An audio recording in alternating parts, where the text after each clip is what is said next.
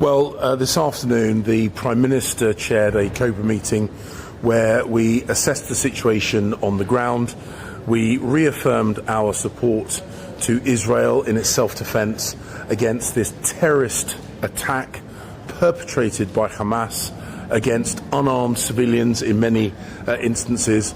I've been speaking with foreign ministers from around the region and beyond. The Prime Minister has engaged with the Israeli Prime Minister and will be engaging with our allies.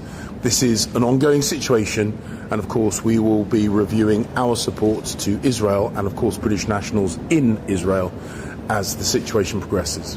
What's the best information you have as to the number of British nationals who have been caught up in this, who are feared killed or missing, and the number of British or dual nationals overall in Israel and the occupied territories?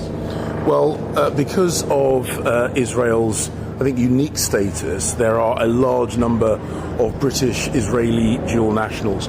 Of course, many of those people will regard Israel as their permanent home. Many of them will be members of the Israeli Defense Force, and many of them, of course, will be planning to stay in Israel. We have made consular numbers available for any British nationals who are seeking to leave.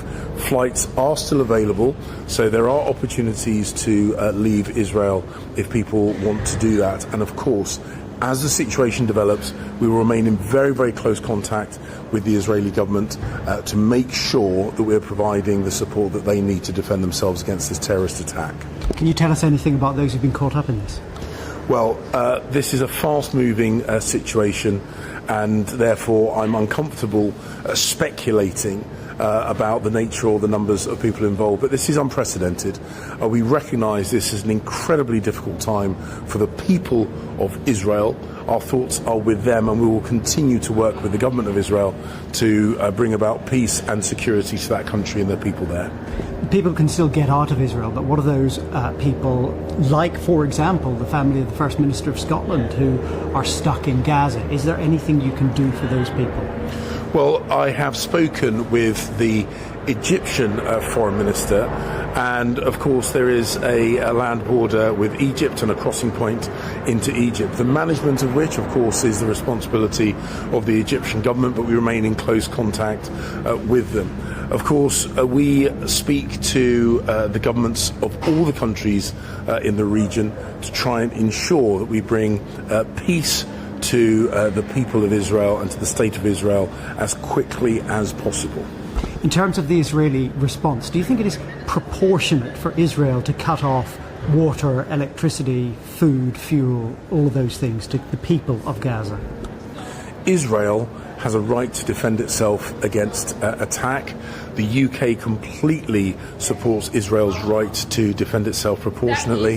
The truth of the matter is that this was a terrorist attack perpetrated by Hamas, who are embedded in Gaza, shielding themselves amongst the Palestinian people in Gaza. And we will continue to support Israel as it seeks to defend itself against this brutal terrorist attack initiated by Hamas. Yes, are you concerned that this could spread, that other actors, for example Hezbollah, could become involved? We should recognise that Hamas are a terrorist organisation.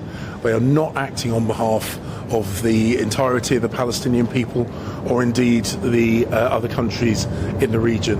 Israel has told us they are very focused on dealing with this specific terrorist threat from Hamas.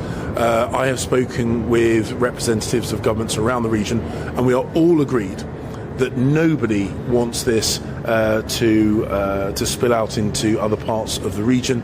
Israel are very focused on dealing with a specific terrorist threat from Hamas emanating from Gaza. That remains their focus, and we continue to support them in that work.